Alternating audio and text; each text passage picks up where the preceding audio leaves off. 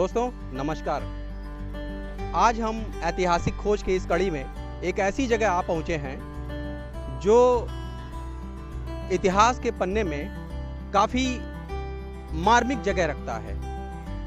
आपको मैं बताना चाहूँगा कि हम लोग बस्ती ज़िले के बड़ी बक्सई गांव में इस समय स्थित हैं और आप मेरे पीछे देख पा रहे होंगे एक ध्वंसावशेष आपको दिख रहा होगा कि जहाँ पे तमाम तरह के ईंटें दिख रहे होंगे, कुछ झाड़ियाँ, कुछ पेड़ दिख रहे होंगे आपको। मैं आपको बताना चाहूँगा कि वास्तव में यह नील की कोठियाँ हैं। जी हाँ, वही नील की कोठियाँ जिसके द्वारा यहाँ के स्थानीय किसानों के ऊपर बर्बरता की एक ऐसी कहानी लिखी गई जो यहाँ पे खड़े पेड़ पौधे आज भी उसको बयां कर रहे हैं।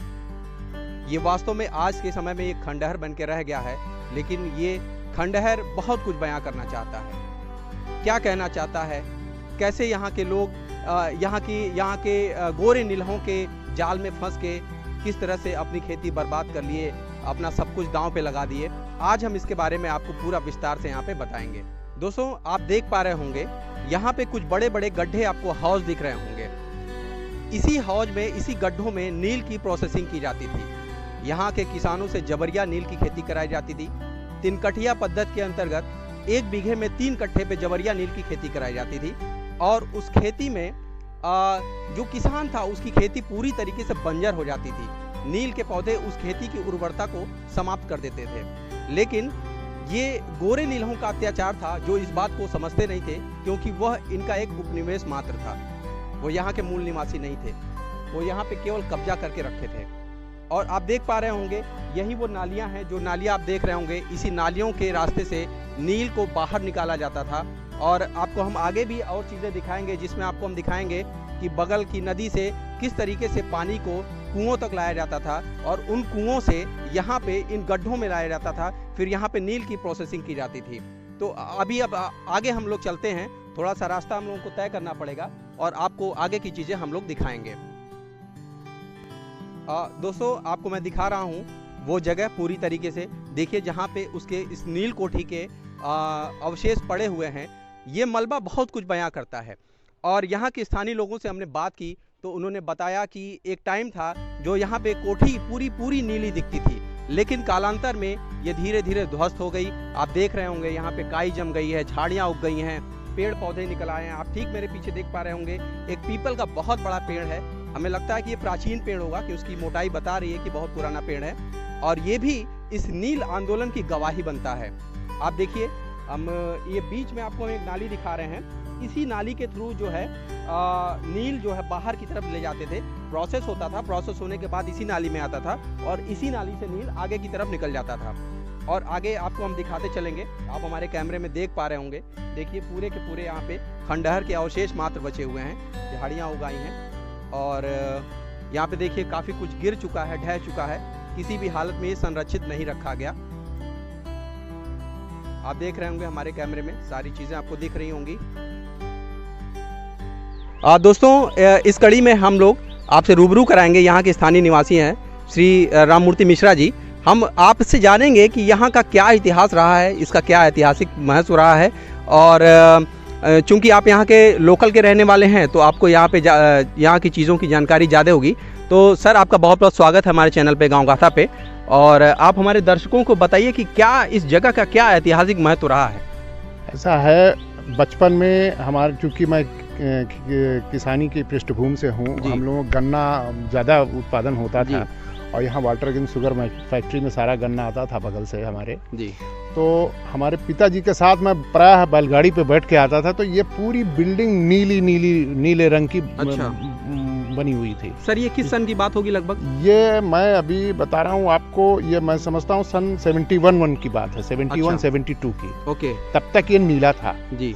71-72 तक ये नील था। मैं पिताजी से पूछता था कि पिताजी ये क्या है, इतनी बड़ी खंडहर बन रही है जी।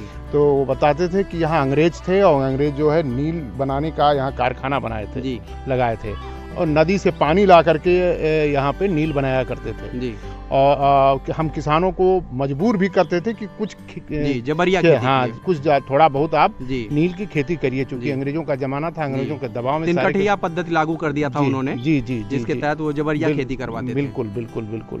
तो यही हम लोगों को इतिहास मालूम है। यहाँ अंग्रेजों ने किसानों के साथ काफ़ी अत्याचार भी किया है जी, उनका शोषण भी किया है जी। लेकिन उस समय चूंकि उनका शासन था, मजबूर थे किसान की और कोई उपचार था नहीं, वो मजबूरन कुछ खेत, और वो ये भी कहा जाता था, पिताजी बताते थे कि जितने एरिया में नील की खेती की जाती थी वो बाद में बंजर बन जाता था, वो किसी काम के लायक वो खेत रह नहीं जाता, वो जमीन उपजाऊ नहीं रह जाती थी, तो उतना बर्बाद हो जाता था। लेकिन प्राचीन समय में हमारे पिताजी के टाइम तक ये नील बना था। हमारे पिताजी बचपन में यहाँ आए थे, पहले जब शुगर फैक्ट्री इस्टेब्लिश हुई थी तो उसमें नौकरी करने के लिए लाए थे, लेकिन हमारे बाबा जी ने मना कर दिया कि नहीं, फैक्ट्री में काम नहीं करना, वहाँ कट जाएंगे, आदमी डर रहता था।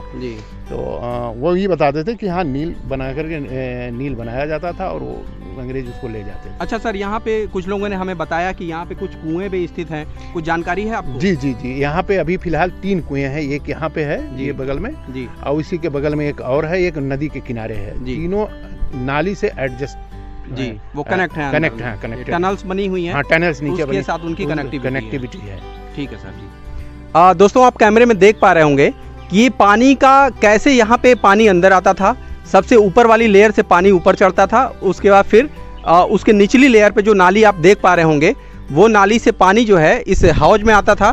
फिर हौज में वो नील प्रोसेस होके फिर एक तीसरी नाली है जो आप देख पा रहे होंगे, उस तीसरी नाली से वो नील जो है बाहर की तरफ रिलीज हो जाया करता था। आगे आपको हम ले चल रहे हैं, रास्ता थोड़ा सा दुर्गम है क्योंकि जगह ये पूरी तरीके से खंडहर में तब्दील हो गई है। आपको हम ले चलते हैं, वो जगह दिखाएंगे जो वहाँ पे कुएँ हैं, उन कुओं को दिखाएंगे जहाँ पे पानी नदी से आता था और फिर इस जगह पे इस नील की कोठी में आ जाता था।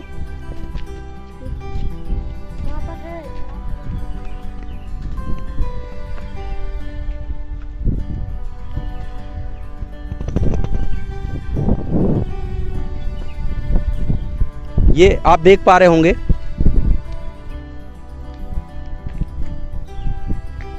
ये चौड़े हौज टाइप का है। देखिए, यहीं पे पानी संरक्षित होता था, नदी से पानी ऊपर आता था और यहाँ से एक बड़े हौज में नाली बनी हुई है।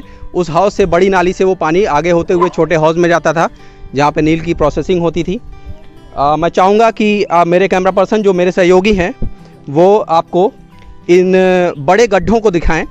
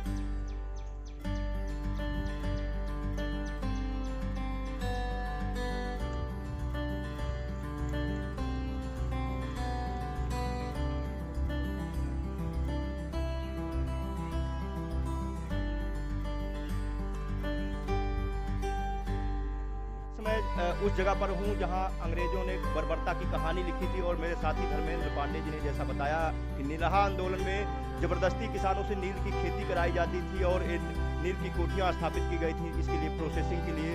और ये जो नील की कोठियाँ स्थापित की गई थी या ज़्यादातर नदियों के किनारे पर बनाए जाते थे, क्योंकि जो प्रोसेसिंग में पानी लगता था उस पानी की सप्लाई नदियों से की जाती थी। इसके लिए नदियों के बगल में बड़े बड़े कुएं बनाए जाते थे और हम अंदाज़ा लगा सकते हैं कि उस समय पंपिंग जो हम लोग मोटर पंप का इस्तेमाल करते हैं पानी चढ़ाने के लिए, इन सारी चीज़ों की व्यवस्था नहीं थी, लेकिन टेक्नोलॉजी थी, अव्वल थी, इतने अव्वल दर्जे की टेक्नोलॉजी इस्तेमाल की जाती थी कि ऊंचाई तक पानी बड़े आराम से चढ़ाया जाता होगा। आप अंदाज़ा लगा सकते हैं मैं उस जगह पर हूँ जहाँ से पानी उन नील की कोठियों तक पहुँचाई जाती है। आप देख सकते हैं हमारे साथी चाहेंगे दिखाएं इस कुएं को, इसमें उस कुएं में हूँ जिसके जरिए पानी नील की कोठियों तक पहुँचाई जाती थी। और जैसा कि गाँव वालों ने बताया कि यहाँ पर नालियाँ बनी हुई थी कुएं से, मैं आपको दिखाना चाहूँगा इस जगह पर।